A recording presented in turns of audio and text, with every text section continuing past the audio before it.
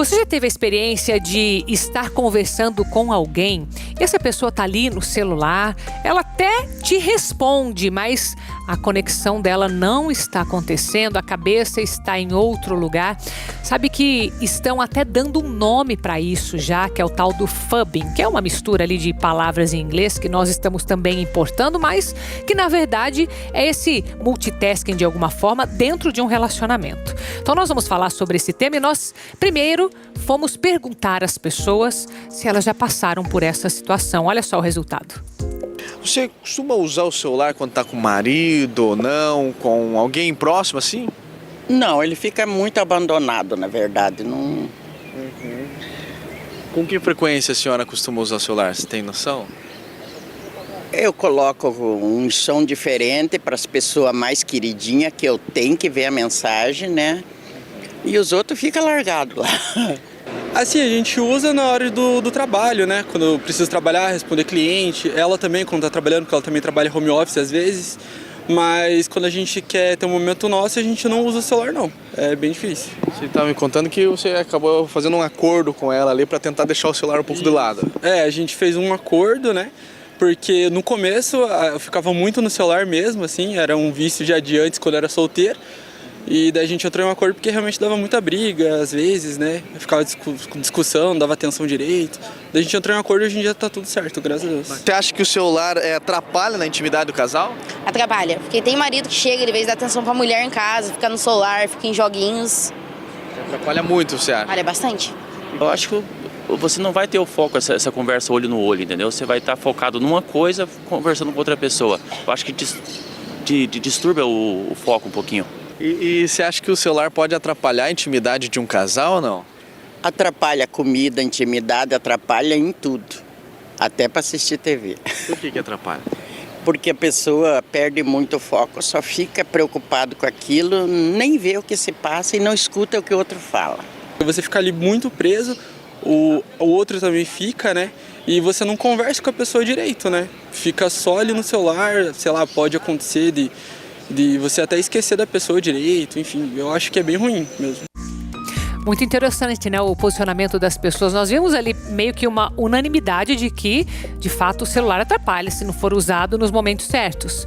Nós vimos pessoas que não têm esse problema, aquelas que já tiveram, aquelas que ainda têm. Então, isso significa que faz parte, né? Nós precisamos aprender a lidar com essa situação em prol dos relacionamentos. É por isso que a gente convidou a Bianca aqui. Seja bem-vinda, minha querida. Tudo Muito bem? obrigada. Obrigada a Carol. você. Bom, isso é algo que provavelmente você vê muito nos seus casos de psicologia, né? Então, como que é isso, Bianca? A gente tá falando aqui de um vício ou não é muito forte essa palavra? Não, a gente pode usar essa palavra sim. É um vício emocional, né, que a gente chama. É muito comum no consultório. Vem disfarçado, as pessoas não chegam reclamando ou falando que é um vício, né? Sim. Elas falam do celular, elas falam da falta de atenção, né? Do sentimento de rejeição. Até um dos depoimentos falou disso, né? Me sinto abandonada. Porque é essa sensação realmente que o celular causa, né? A dependência causa. Mas é uma dependência emocional.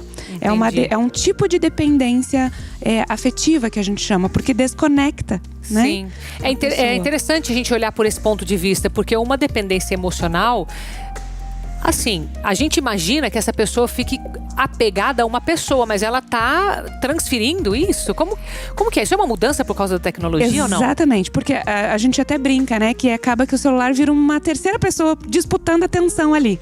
Então você tem ali o casal e uma celular. pessoa que pode ser conhecida ou não, né? Exatamente. Então é uma dependência que a gente chama, hoje já está dentro das dependências afetivas, mas causada pela dopamina, né? Por uma dependência à dopamina. Porque a dopamina, ela vai gerando sensação de prazer por recompensa. Então, assim, o que o celular faz? O celular, ele vai lá e sempre te dá uma recompensa. Ele te dá uma curtida, um videozinho divertido. E quando você vê, você já não consegue se desligar daquilo. Então, isso é uma das causas, né, que faz com que as pessoas troquem ali a presença, a conexão com o parceiro pelo celular. Né? A ponto de, sim, poder se tornar um vício. Mas não é somente a causa do vício, né? Sim. Tem também a evitação, né? Aquele casal que não se conecta, não se conversa, fica evitando conversas difíceis. E aí uma forma, um escape, né? A gente chama de apego evitativo dentro da psicologia. Uma forma de evitar isso é o celular. Eu não me conecto, eu evito conexão e aí eu vou pra onde? Me conectar com o Wi-Fi, né? Mas isso então pode significar que esse relacionamento está desinteressante, que a pessoa não está mais tão interessada assim, ou de repente quando se conecta, igual você falou, é sempre por um problema, por uma questão mais negativa e acaba evitando. Exatamente. Às vezes uma evitação de conexão emocional, né? Porque quando a gente quando a gente nasce ali, enfim, é biológico uma necessidade que a gente tem de conexão, de ser visto, de ser validado. Então imagina assim, a gente tem essa necessidade na infância. E se porventura nós não tivemos, chega na vida adulta, nos nossos relacionamentos, a hora que aquela pessoa, o marido ou a esposa está no celular, volta tudo aquilo. Ele não me valida, ele não me enxerga. A gente ouviu no depoimento, eu me sinto abandonada.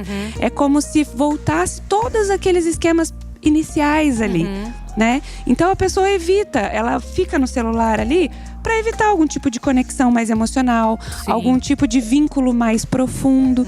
Aí por N possibilidades, por medo, por inseguranças, né? Tá. E aí ela acaba usando o celular como um artifício para não se conectar.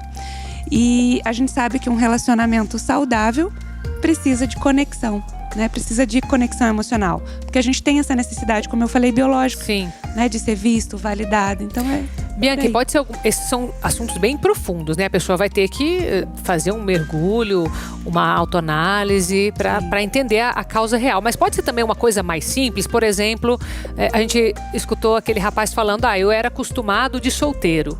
Então a pessoa que tem hábitos ali de uma pessoa que não se relaciona com outra e de repente quando vai para um relacionamento ela tem que mudar alguns hábitos e acaba fazendo acordos. Isso também pode ser? Pode ser sim. Claro que ela vai avaliar qual é o excesso disso, né? Porque é legal a gente falar também que não é o celular não é ruim, né? Sim.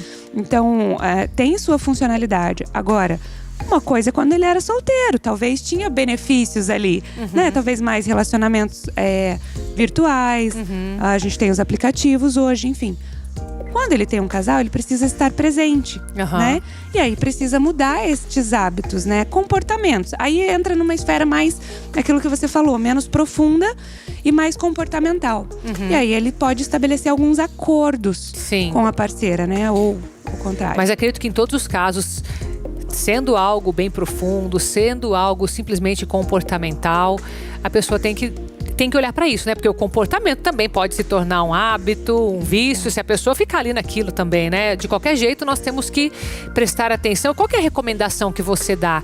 Ter alguns limites de horário, usar de repente momentos, chegou em casa, não vai direto pro celular. O que você recomenda nesses casos para evitar essas armadilhas? Olha, a primeira coisa é a gente ter um momento off, né? Off celular. Isso vale para relacionamento. Já fica o dia inteiro, né? Praticamente trabalhando, estudando, já usa, né? Exatamente. Então, assim, ter um momento off, né? Combinar com o parceiro ou com a parceira ali, ou de repente com a família, né? Olha, na hora da janta a gente tá off. Ninguém com o celular na mesa, né? É uma possibilidade. Então, ter estes momentos. Eu gosto de acordos conscientes, né? Então vamos pra cama? Então vamos colocar no silencioso. Que a gente sabe, né? Que às vezes tem aquele queridinho ali, como ela falou, ou alguma mensagem mais urgente, né? Então pôr no silencioso, desligar as notificações. Porque as notificações ativam o nosso sistema de dopamina. Mesmo que você não olhe, chegou ali já? Exatamente. Teu cérebro vai entender assim. Opa, tem alguma coisa. Tem uma recompensa ali, né? E aí ele vai querer pegar. Então, às vezes, acaba sendo um mecanismo até inconsciente, né? Então, é legal a gente desligar as notificações, deixa no silencioso, para que você não caia nessa armadilha, né? Do teu cérebro ali. E a terceira, que eu acho bem importante, é a gente ter conversas de como se sente. Aí, pensando naquela pessoa que se sente rejeitada porque, né, o parceiro ou a parceira tá com o celular. Ter esse tipo de diálogo, né? Não só cobrança, né? Porque isso dá muita briga, muita discussão. Não só, larga o celular.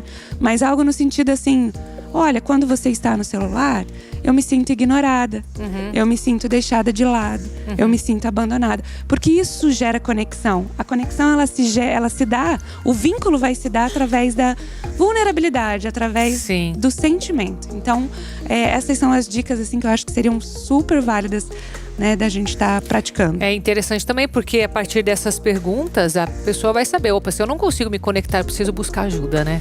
Exatamente. Isso é importante, né, Bianca? Exatamente. Muito obrigada, minha querida. Conversei aqui Imagina. com a Bianca Caselato, psicóloga, a respeito desse tema tão importante e que causa ansiedade em muita gente.